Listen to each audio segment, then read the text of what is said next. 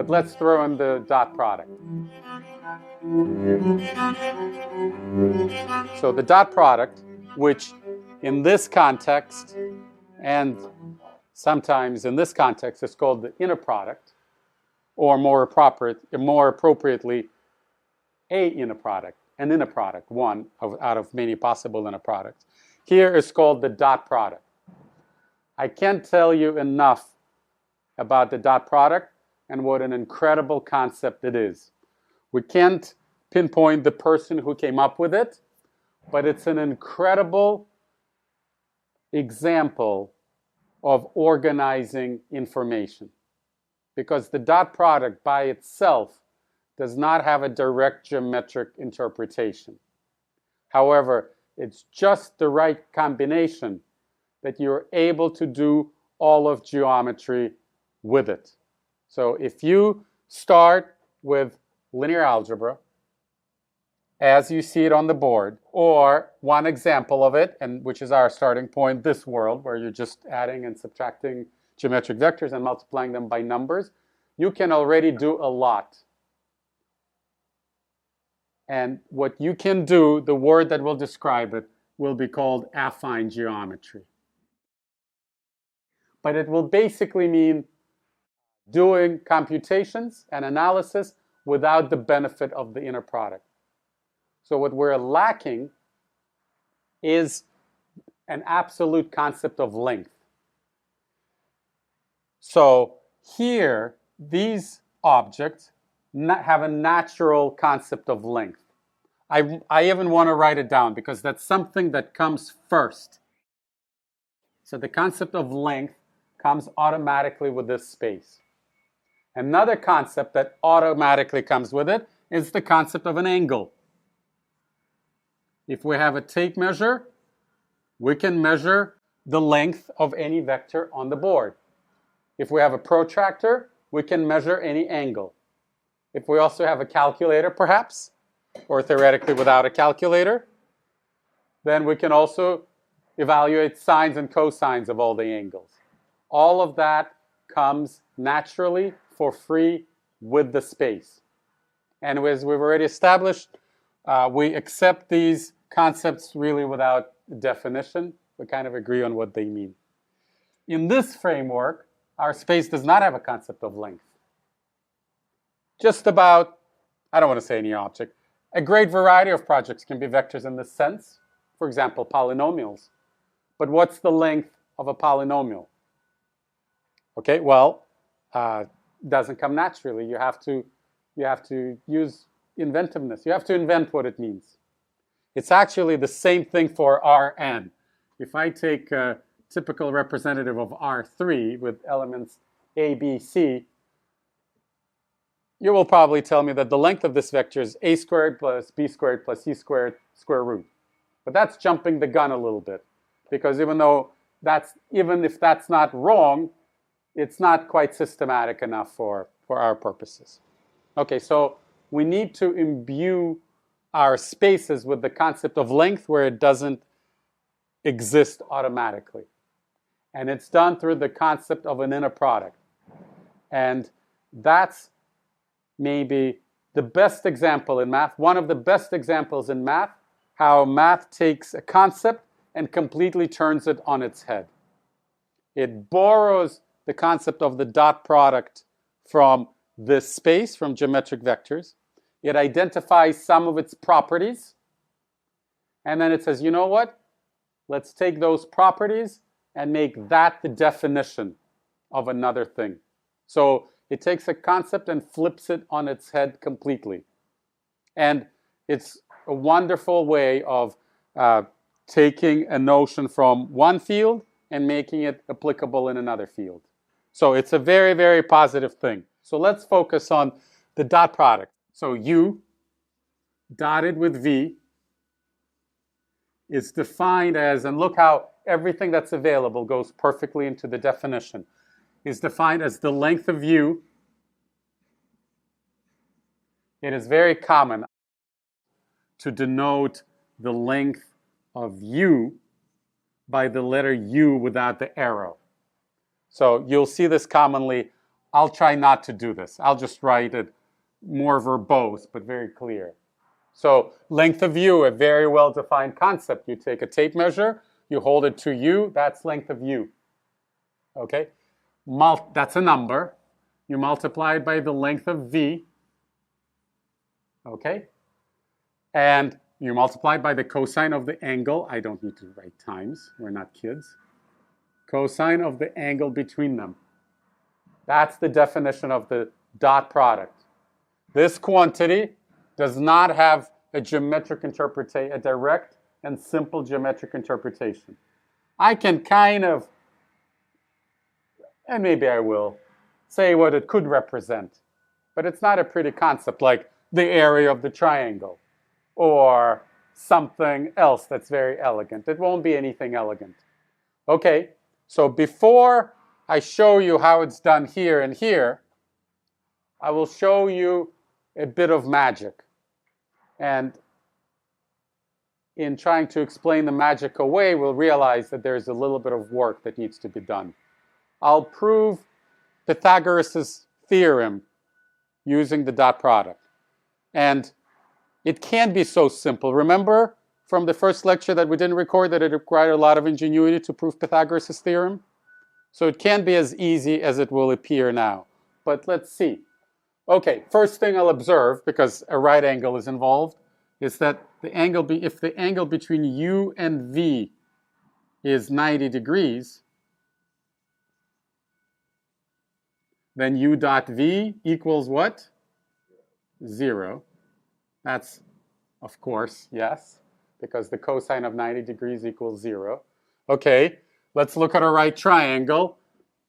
So just as a disclaimer, what I'm showing you right now is flawed, but identifying the flaw will actually open doors for us on where to go. That's not a 90-degree angle. Okay, u, v, let's complete it to a triangle. This would be the hypotenuse. And of course, it's u minus v, right? And I just realized I want to change the letters to A, B, and C, right? Because that's what we used to in Pythagoras' theorem. So let me call them A, B, and C. So let's start this way. We have a triangle, and we turn their sides into arrows. Now we can think of them as geometric vectors. So let this one be A, let this one be B, and let this one that points from the tip of B to the tip of A, let's call it C. And of course, C is A minus B. Okay? And I will just dot both sides with itself. So on the left, we'll have C dotted with C. Okay, before I go any further, what is the geometric interpretation of C dotted with C? Yeah, it's the length squared of C. That's kind of nice. That's where Pythagoras' theorem should be going. So I'll write it like this. Length squared C. That's what this will be. Length squared of C. Just what we want in Pythagoras' theorem. Okay, let's see what happens on the left.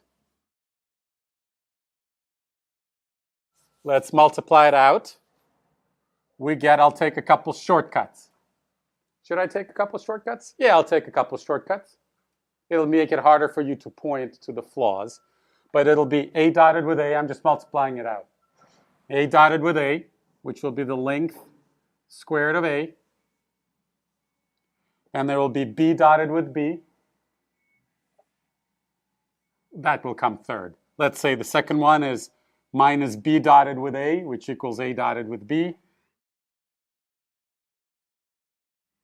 Okay? I'm not too concerned with these guys because they equal 0 because A and B are orthogonal. Plus length squared of B. Plus B dotted with B, which is length squared of B. Okay? And there you have it. It can be so simple, right? So did I pull a fast one on you? And if you imagine that A and B are not orthogonal, so it's not a right triangle, but there's an angle gamma. Well, what are we going to find from these two terms? It'll be twice length of A times length of B. In other words, we'll get the law of cosines. There, I just did another homework problem for you. Right? How can it be that simple? Right? Just how simple this is makes you feel like some steps were skipped. So what are the steps that were skipped? I'll just repeat what the comment was. The comment was that we used the distributive property. It doesn't even matter that we distributed not just a vector times a sum, but a sum times a sum. That's not a big obstacle. But the fact that we use the distributive property at all, we haven't justified it yet. And from the definition, it's not at all obvious that it satisfies the distributive property. And that might be the only omission, right? Because everything else I actually think is clean. So we just have to justify the distributive property. So that's one of the properties that the inner product has, the dot product has. So if we take half a step back and think about the law of cosines, where this angle is not necessarily right, and so these terms do not necessarily drop out, what's another property that we would have used on our way towards the law of cosines? Let's prove the law of cosines. In fact, I'll just modify this to prove the law of cosines, and you'll point out one more property that I will use. Now, pretend this is not 90 degrees, but rather an arbitrary angle gamma. So this is still good. That has nothing to do with the angle being 90 degrees. I can dot left side with the left side and the right side with the right side. That's great. That's still clean. Now we're multiplying it out. A dotted with B is no longer 0 because the angle between the two vectors is not 90 degrees. So I will combine the two and write it and now use the definition. So I'll do it in place. It would be 2A dotted with B. Okay? And now, of course, I will simply replace this with the definition, which is the length of A times the length of B times the, cosine of the angle between them. And you will notice that what you see on the board right now is the law of cosines. So what one other property of the dot product that we haven't justified yet did I use? Right, it's saying that they're the same, that A dot B equals B dot A. That's what I did here when I replaced minus A dot B minus B dot A. When I replaced it with minus twice A dot B, I used the commutative property, which is not too hard to see. Actually, it's a little subtle, right? Because if this was not cosine but sine, and then maybe angle between the two vectors has a direction, then you might end up with a minus sign when you swap the two vectors. So it's the fact that it's cosine that bails you out. But in any case, it's another thing to think through, right? So those are the two properties of the dot product that went into this derivation, these two derivations, and they need to be justified before this can be considered valid. Make sense? Okay, but other than that, it's perfectly clean, and I hope that this, just the brevity of it, and total lack of ingenuity gives you a glimpse into how powerful mixing algebra and geometry is. And it's this character that modern analytical frameworks aspire to. The biggest aspiration is to take an area that requires insight and experience and ingenuity and turn it into something where you just follow the intuitive rules of algebra and the book writes itself. That's what we aspire to. Okay, so how does linear algebra approach this? Linear algebra cannot do any of this because here the concepts of length and angle were primary. We already had them for free. Here, we don't have them for free at all. Not just for free, we just don't have the concepts of length. You should immediately think to something as not like this as possible, and I would say that's polynomials, right? What's the length of a polynomial? What is an angle between what is the angle between two polynomials? Total nonsense. Here's what a metaphor is to a mathematician, is when you say it's actually almost like a flaw in logic. It's like saying, oh, look at that dog. It's just like a horse. How so? Well, because it's an animal, right? A dog is an animal and a horse is an animal. So that dog is just like a horse, right? It's when you take one property and make it the definition, right? But sometimes a dog can be very horse-like, right? You can imagine a dog and you say, wow, that dog's just like a horse. That mathematician would say, what are you talking about? It doesn't neigh, right? That's what horses do, right? They neigh. It doesn't, you can't ride it. It doesn't eat grass, you know? But a metaphor is when you focus on one property and make it the defining characteristic. Make sense? It's when you say you're acting like Hitler. I just got my video demonetized. Right? Okay, so that's what linear algebra does. The extension is metaphorical. Here's what linear algebra does. It says it's any operation. Now it's called an inner product. It's any operation that has two and then really three properties. We'll see why we'll throw in the first. So it must be symmetric. So it takes two vectors and returns a number, and we're going to denote it like this, right? U comma V. I've seen other notations. So in quantum mechanics, you do UV. In many earlier math books, you just see this, right? I've seen U comma V without brackets at all, meaning U in a product V. So I think this is by now the most conventional approach. So you say UV equals VU. So what was a corollary here becomes part of the definition. So it's any operation that has this property. Now, we also need distributivity. So here, distributivity is something that we will have to prove.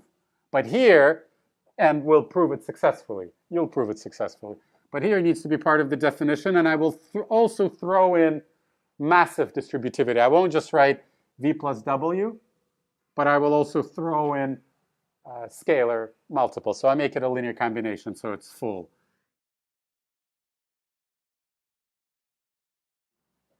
You see, it distributes on the second argument. Why do I not need to also state that it distributes on the first argument? That if this was alpha U plus beta V in a product with W, that I could distribute as well? Yeah, with the commutativity, right? So if it was in the first argument, by commutativity, I would put it in the second argument, then I would distribute it, and then I would flip each one and put it by commutativity and put it back in the first argument. So just a little contraction. So this is one property. And then most often, but not necessarily, you need a third one. And that third one is because we want to bring all of the geometric ideas into the broader and more abstract and more powerful field of linear algebra. And that is, we want to define length. So how would you define length in linear algebra? So let's see what happened here. Here, in this world, U dotted with itself is by definition the length of U times the length of U. We've already been through this. So it's the length squared of U times the cosine of the angle between two vectors and itself, which is 0. Cosine is 1. So it's just this. And we can also, because length is a positive number, we know that, we can write that length of U equals the square root of U dotted with U. And what's the interpretation of this here? Right, actually what's happening here logically is logically indispensable, and it's very important to catch that moment. It's kind of it is so obvious from this definition that U dotted with U is the length squared of U, that it seems totally, I would say, tautological, which means saying the same, that A implies A, saying the same thing twice, really, but is also useless, right? This formula in the geometric setting would be completely useless because it's kind of telling you, if you read it at face value, that in order to measure the length of u, you should dot u with u and then take the square root. But to dot u with u, you will first have to take a tape measure, measure its length, then square it, then multiply it by cosine of 0, which is 1, and then take the square root, right? Completely, what's the nonsensical, right? That you would measure length by first measuring the length, then squaring it and taking the square root. So this is not a practical formula in the geometric setting at all. But it's true. But what it's enabling us to do is flip the concept on its head. Because in this world, right, we already have an inner product, right? At least axiomatically. I would now have to go on and give examples of inner products. But we don't have the concept of the length. So observing that this is useless but true allows us here to make it the definition. So it's not part of the inner product. It's what comes next, right? But the length of a vector u, right? No arrow, because this could be a polynomial. And that's how polynomials get their lengths, is the square root of u dotted with u. Do you see how here it makes total sense? When the inner product comes first, length needs to be defined this way. That's what math does. It's a great idea to be inspired by. Metaphorical extensions, identifying a property and making that the definition. Or here, a combination of properties. But in order for this to work, we need to make another demand of the inner product. These two things are not enough. So what other demand of the inner product should I make in order to make this definition viable? Let me give you an example of an inner product. An inner product of f and g, let's say we're in the world of polynomials, is an integral from 0 to 1. Hey, it's differential geometry. You have to expect integrals. F of x, g of x, dx. In a moment, we'll make sure that it satisfies these two properties. Of course it will, right? And then you guys tell me what the length of x cubed is. X cubed is a vector in the vector space of polynomials. Here's the definition of an inner product. We'll still have to make sure that it satisfies these two properties. Square root of 1/7. Yeah, 1 over root 7. It kind of worked. Okay, let's first celebrate how this worked, and then I'll break it. And then you'll be like, I see what you did there. Let's have another property. Is commutativity obvious? Yeah, when you dot f with g, I keep saying dot, I will always say dot. It's a much shorter word. Also, inner product doesn't sound like a verb, right? It's so much easier to say dot. And besides, we'll be mostly in this space. Okay, you have to multiply f and g. So if you reverse them here, it's just g multiplied by f, and it's an ordinary product, so it commutes. It's almost too easy to see. And if I dotted f with g plus h, would the whole thing distribute? Yeah, of course, because this would become g plus h in parentheses. You'll distribute it as ordinary numbers inside the integral, but then the integral has the distributive property of its own right, so you'll get back to f dotted with g plus f dotted with h, and little scalars won't change anything. Yeah, this is a perfectly valid definition of an inner product as we have it on the board, and according to this definition, the length of x cubed is 1 over root 7. How wonderful. We endowed polynomials with lengths. A very powerful idea. Brings all the amazing ideas from geometry, ideas such as projection, reflection, and so on, into the world of polynomials. Okay, let me give you an alternative definition, and you'll tell me the length of x cubed. An alternative example of an inner product. Are you guys ready?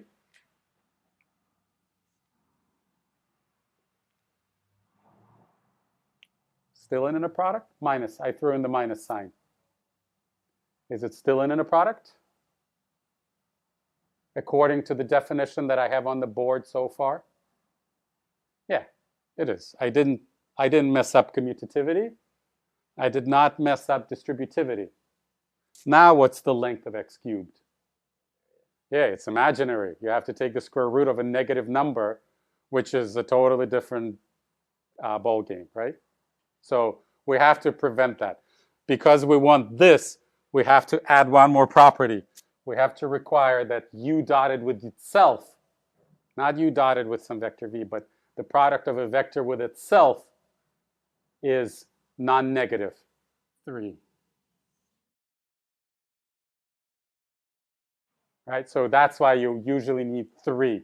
There's a whole lot you can do with just 2, but if you want to talk about lengths, then you need to add a third one. If you want to bring all of geometry into your linear space, you need that third requirement.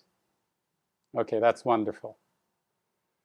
And so this is the definition of length. I'll give you the definition of the angle between two polynomials. Of course, you'll know exactly what it is. So if we have, where can I put it? I'll just crouch and write it. So what is the angle? I'll just say gamma between u and v. Well, clearly, it's inspired from over there. It's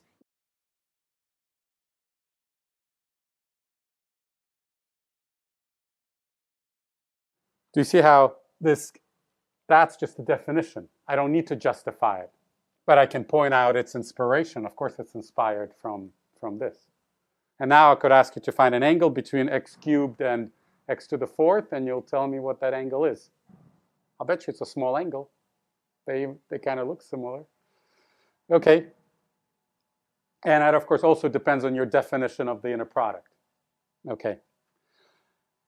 But another thing you're seeing here, and that's why this is hardly ever used. You hardly ever talk about angles between vectors unless it's a 90-degree angle.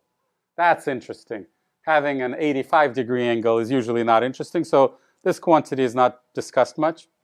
But do you see how you can have interesting concepts on the left, but on the right, it's all about inner products and combined with algebraic operations.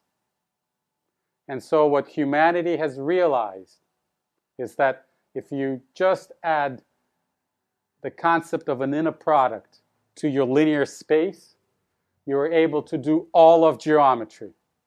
That's the beauty of the dot product. With the help of the dot product, you can take geometry completely offline and do all of it algebraically. You can solve any problem algebraically.